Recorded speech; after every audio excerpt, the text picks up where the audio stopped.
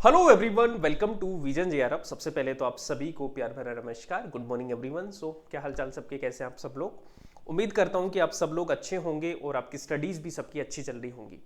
आज की पेपर 1 का जो मस्ट नो सीरीज हमारी है उसका टॉपिक रहेगा दोस्तों NIRF रैंकिंग, यानी कि नेशनल इंस्टीट्यूशनल रैंकिंग फ्रेमवर्क, जिसको हम इंडिया रैंकिंग के नाम से भी जानते हैं। ये जो रैंकिंग है दोस्तों, ये भारत सरकार की यानी मिनिस्ट्री ऑफ एजुकेशन की रैंकिंग है, जो कि 2015 से लगातार ये जारी की जा रही है। तो इसको आज हम डिस्कस करने वाले हैं।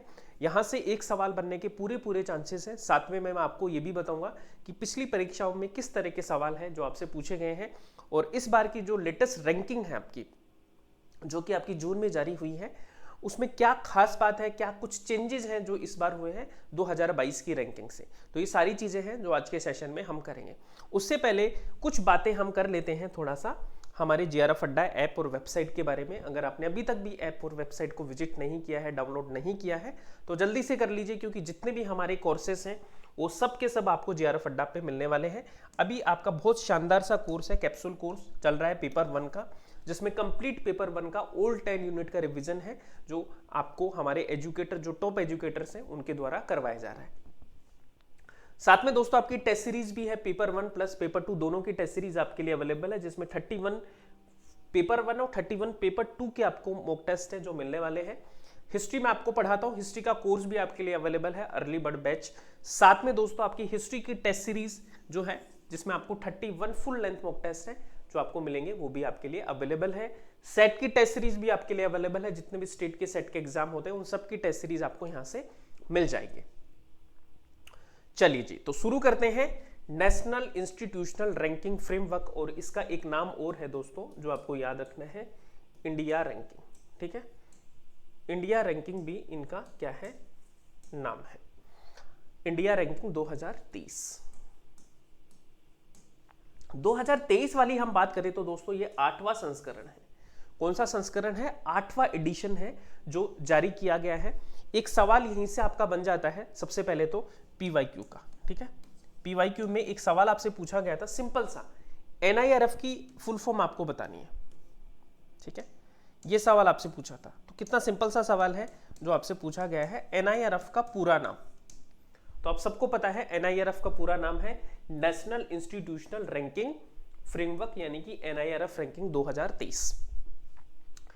अब बात आती है कि जो रैंकिंग है दोस्तों, ये किसके द्वारा जारी की जाती है। तो ये जो रैंकिंग है, ये नेशनल इंस्टीट्यूशनल रैंकिंग फ्रेमवर्क, जिसको हम इंडिया रैंकिंग के नाम से भी जानते हैं, इंडिया रैंकिंग, ये जारी की जाती है दोस्तों आपका मिनिस्ट्री ऑफ एजुकेशन के द्वारा जारी की जाती है, जिसको हम पहले क्या बोलते थे, ह्यूमन रिसोर्स डेवलपमेंट मिनिस्ट्री। ठीक है, HRD मिनिस्ट्री। सितंबर 2015 को ये लॉन्च की गई थी जो स्कीम थी। और एक चीज और याद रखना है दोस्तों, गवर्नमेंट ऑफ इंडिया के द्वारा केवल यही रैंकिंग है जो आपको एजुकेशनल इंस्टीट्यूशन के लिए जारी की जाती है। ठीक है, तो ये चीज आपको याद रखनी कि गवर्नमेंट ऑफ इंडिया की सिंगल आपकी ये रैंकिंग फ्रेमवर्क है जो आपका जारी किया जाता है। अब एक चीज और याद रखनी है कि 2018 में इसमें कुछ बदलाव किए गए थे। बदलाव क्या किए गए थे कि NIRF रैंकिंग में पार्टिसिपेट करना, जितने भी गवर्नमेंट रन इंस्टीट्यूशन है उन सब के लिए ये कंपलसरी कर दिया गया कि आप NIRF रैंकिंग में पार्टिसिपेट करेंगे ही करेंगे। सबके लिए कंपलसरी है, जितने भी सरकार के द्वारा चलाए गए इंस्टीट्यूशन है उन सब में इसको कंपलसरी कर दिया गया है। तो ये याद रखना। चालू कब हुई थी? 2015 में। कंपलसरी कब बनाया गया इसको? 2018 में। ठीक है, अब देखो कुछ मेजर फाइंडिंग्स है ना, इसको हम देख लेते हैं एक बार। अभी जो रैंकिंग है दोस्तों, ये 5 पैरामीटर के आधार पर जारी की जाती है, यानी 5 मापदंडों का आंकलन किया जाता है, उसके बाद ये रैंकिंग है जो आपकी जारी की जाती है। यानी 5 इंडिकेटर आप मान सकते हो, 5 पैरामीटर आप इनको बोल सकते हो। कौन कौन से हैं? एक तो देखो TLR है, एक RP है, एक GO है यानी GO, एक OI। अब इनको देख लेते हैं क्या क्या है। एक तो है टीचिंग लर्निंग एंड रिसोर्स, पहला फैक्टर। दूसरा है रिसर्च एंड प्रोफेशनल प्रैक्टिस यानी RP। तीसरा है ग्रेजुएशन आउटकम यानी GO, और चौथा है आपका OI यानी कि आउटरीच एंड इंक्लूसिविटी, और एक है आपका पीयर परसेप्शन। ये आपके 5 क्या है, इंडिकेटर है जिनके आधार पर ये आपकी रैंकिंग है जो निकलती है। अब हम देखते हैं दोस्तों कि ये 2023 की जो रैंकिंग आई है आपकी, ये आपकी जून में जारी की गई थी, ठीक है। इसमें आपके कितने कैटेगरीज में रैंकिंग जारी की जाती है, तो टोटल 13 कैटेगरीज हैं जिसमें ये रैंकिंग आपकी जारी की गई है 2013 की, ठीक है। 2023 की कितनी कैटेगरीज हैं आपकी, 13 कैटेगरीज। तो ये चीज आपको पूछी जा सकती है कि कितनी कैटेगरीज में ये रैंकिंग जारी की जाती है। पहले दोस्तों 13 कैटेगरी नहीं थी, स्टार्टिंग में आपकी 9, 8, 10 ऐसे ये बढ़ती जाती है हर साल। तो इस बार आपकी जैसे एग्रीकल्चर एंड अलाइड सेक्टर और इनोवेशन, ये कुछ नई कैटेगरीज हैं जो अभी आपकी ऐड हुई हैं। 13 कैटेगरीज कौन कौन सी हैं, एक तो देखो ओवरऑल है, यानी कि जितने भी इंस्टीट्यूशन है उन सब में टॉप इंस्टीट्यूट कौन सा है। फिर आपकी यूनिवर्सिटी की कैटेगरी में निकलता है, फिर आपका college, research institution, engineering, management, pharmacy, medical, dental, law, architecture and painting, agriculture and allied sector and innovation. तो टोटल 13 कैटेगरीज हैं जिसमें आपकी ये रैंकिंग निकाली जाती है। अब बारी बारी से हम देख लेते हैं कि आपके कौन कौन से रैंकिंग, कौन कौन से टॉप इंस्टीट्यूशन हैं। अब मैं आपको, आप लोड मत लीजिए, आपको पूरी कैटेगरीज की याद नहीं कर रही है, ठीक है। आपको देखो, एक तो ओवरऑल है, इसको याद रख लेना है। एक आपका यूनिवर्सिटी कैटेगरीज है, इसको याद रखना क्योंकि यहां से आपके प्रीवियस ईयर में सवाल पूछे गए हैं। एक आपका कॉलेज एंड एक आपका रिसर्च इंस्टीट्यूशन। ये आपको स्टार्टिंग के जो 4 हैं इनको आपको जरूर याद रखना है। देखो यहां से आपके सवाल आने के चांसेस है, तो हम जो मेन है उन्हीं पे फोकस करते हैं।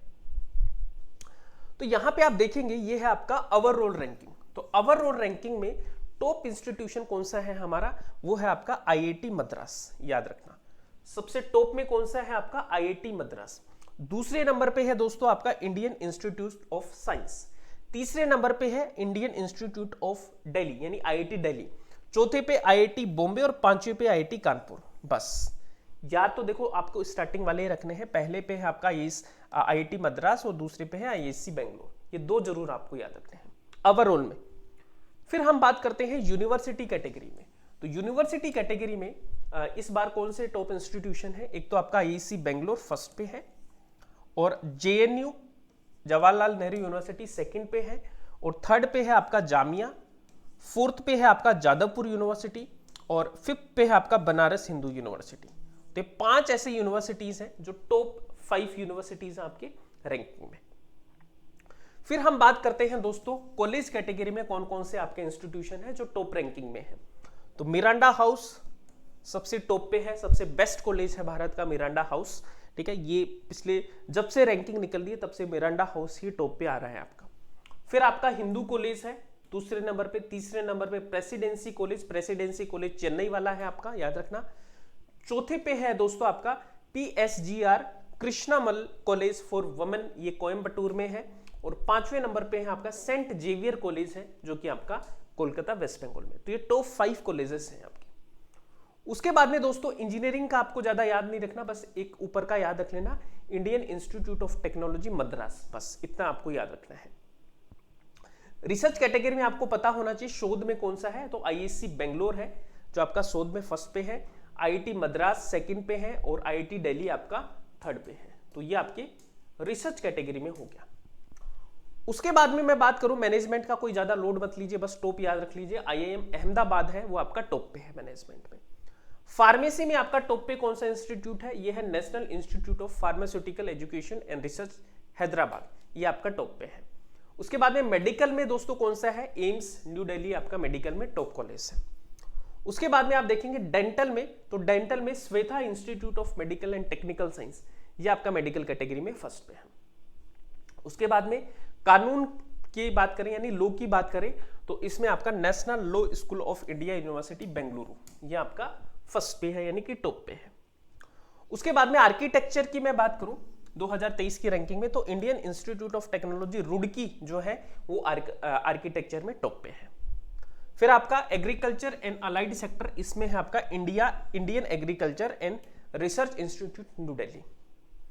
फिर आपका है इनोवेशन, लास्ट कैटेगरी है आपकी इनोवेशन। तो इनोवेशन में कौन टॉप पे है आपका, Indian institute of technology Kanpur, ये इनोवेशन में आपका टॉप पे है यूपी। तो ये आपकी टोटल कैटेगरीज होगी, 13 कैटेगरीज की हमने बात की। आपको देखो सब याद नहीं रखना है, कौन कौन सी मैंने बताया। ओवरऑल की आपको याद रखना है, यूनिवर्सिटी कैटेगरी में आपको याद रखना है, एक आपको रिसर्च में याद रखना है, एक आपको कॉलेज कैटेगरी है उसमें याद रखना है। तो ये 4 आपको याद है तो आपका क्वेश्चन बन जाएगा, ठीक है। एक आपको देखो NIRF की फुल फॉर्म है, ये आपको अच्छे से पता होनी चाहिए, बहुत इंपॉर्टेंट है, ठीक है। एक आपको ये पता होना चाहिए कि 2015 से ये शुरू हो रहा है, ठीक है, ये पता हो, और 2018 से इसको कंपलसरी कर दिया गया था, ये आपको पता हो, ठीक है। इतने फैक्ट हमें पता होना चाहिए। और जारी किसके द्वारा की जाती है? मिनिस्ट्री ऑफ एजुकेशन के द्वारा, ठीक है, मिनिस्ट्री ऑफ एजुकेशन के द्वारा ये जारी की जाती है, यानी कि शिक्षा मंत्रालय के द्वारा ये रैंकिंग है जो आपकी जारी की जाती है। अब देखो कुछ इसमें चेंजेस हैं जो आपके हो रहे हैं, कुछ बदलाव हैं जो आपके देखे जा रहे हैं। बदलाव क्या है ना, कुछ चेंजेस क्या है इसमें कि अभी आपको क्या किया गया है कि यहां पे NAC, ठीक है, NAC है ना, NAC है दोस्तों, ये 3 बॉडी से मिलके, 3 चीजों से मिलके बनेगा। एक तो आपका नेक, एक NBA, एक NIRF। तो ये तीनों चीजों को मिलाकर एक बॉडी बनाई जा रही है, नेशनल एक्रीडिएशन काउंसिल, ठीक है, नेशनल एक्रीडिएशन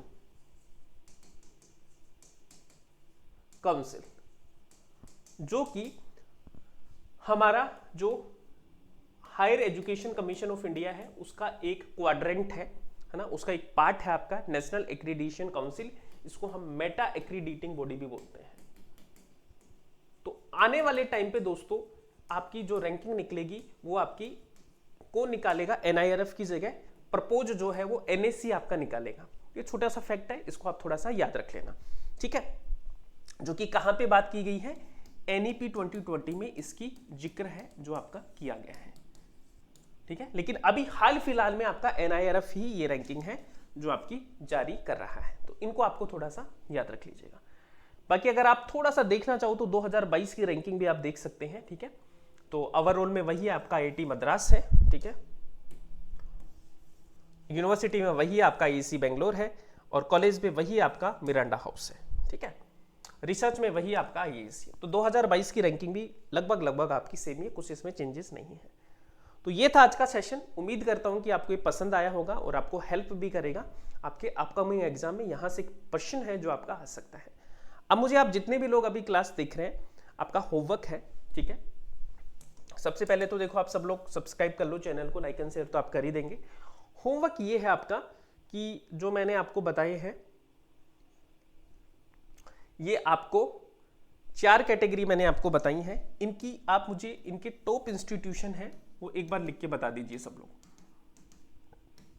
कि कौन कौन सी टॉप इंस्टीट्यूशन है जो इन कैटेगरीज में है। ये आप मुझे कमेंट करके बताना इस सेशन के बाद में, ठीक है जी। और कल आपका जो सेशन हो गया था वो उसमें हमने टाइम्स हायर की रैंकिंग है वो कवर कर ली है। तो कल वाला सेशन अगर आपने नहीं देखा है तो कल वाला सेशन भी आप देखिएगा, आपको काफी उसमें मदद मिलेगी, जिसमें हमने टाइम्स हायर की रैंकिंग है उसको कवर किया है। So guys, this is all for today. Thank you so much, bye bye, take care and keep smiling, keep learning.